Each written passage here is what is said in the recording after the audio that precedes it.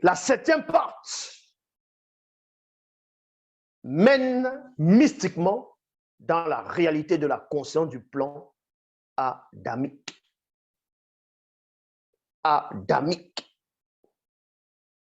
Cette conscience est l'initiation au culte pour la souillure de la contamination du moi divin de l'esprit. C'est-à-dire que la dernière porte, ça touche l'esprit directement dans les profondeurs. Et c'est là que vous allez croire à n'importe quoi. Ah, Dieu a créé Adam et il a pris la côte d'Adam, il a formé Ève avec. Non, mais sérieux, non, mais vous croyez à ce genre de choses? Et donc, ça veut dire que Adam n'avait plus de côte alors. Il y avait une côte, il lui manquait une côte. Il manquait une côte à Adam. Ah ouais, il lui manquait une côte. Hein? Et quand il a eu Caïn et Abel, selon les Bibles classiques, les deux hommes là, il les manquait aussi des côtes. Donc, ça veut dire que Ève avait une côte, Adam avait une côte. Waouh! Eh bien, dis donc, vous osez croire ce genre de choses, quoi. Waouh! Waouh, waouh, waouh, waouh, waouh.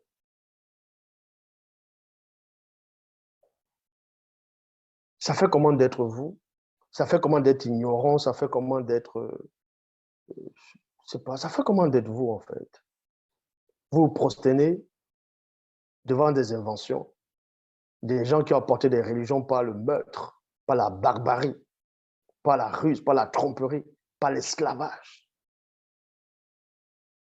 Des vrais des esclavagistes. Vous croyez en ça? Vous dites que Dieu est amour? Vous savez comment on a fait accepter ces religions-là à vos ancêtres? Vous savez combien de personnes on a amputé? Combien de personnes on a tué au nom de ces religions-là? On vient vous faire imposer des religions. Des autres races viennent chez vous. On vous impose des choses. On vous massacre, on vous tue. Vous acceptez. Vous grandissez dans ça. Vous défendez maintenant ça. Vous faites des débats. Vous dites non, on va restaurer la vraie vérité, la parole de la Bible, les vraies paroles de Jésus. Regardez-moi ça. Vous n'avez même pas honte. Vous n'avez même pas honte. Nombre 23, 19. Si vous ne savez pas lire le français, vous pouvez aussi lire ça en anglais, dans Nombre 23, 19. Ça veut dire la même chose en français. Vous pouvez lire ça en lingala. Vous pouvez lire ça en espagnol. Vous pouvez lire ça en allemand. Vous pouvez lire ça dans toutes les langues que tu es traduites. Nombre 23, 19, ça veut dire la même chose en français. Et Nombre 23, 19 dit que Dieu n'est point homme pour mentir, ni fils d'homme, dans notre version, ni fils d'Adam, pour se repentir. En bon français, ça veut dire que Dieu n'a jamais été un homme. Dieu n'est pas un homme et Dieu ne sera jamais un homme. C'est ce que ça veut dire un Nombre 23, 19. Si vous ne savez pas lire. Le fait de dire Dieu n'est point homme. Et celui qui parlait, selon la Bible, c'était un prophète. C'est celui qui a la vision. Ni fils d'homme pour se repentir. Vous allez me dire, oui, mais il n'a pas dit que Dieu n'a jamais été, que Dieu n'est pas. Que quand on dit n'est pas, ça ne veut pas forcément dire ne sera pas. Voilà les raisonnements qui vont ramener. Parce que vous ne pouvez même pas comprendre les mystères. Pour comprendre ce verset, il faut avoir l'esprit de la prophétie, c'est-à-dire l'esprit du prophète pour comprendre un prophète. Et ça, vous me saisissez. Pour comprendre un prophète, il faut avoir l'esprit du prophète. Lequel des hommes connaît les choses de l'homme si ce n'est l'esprit de l'homme qui est en lui? De même, personne ne peut connaître les choses de Dieu si ce n'est l'esprit de Dieu qui est en lui.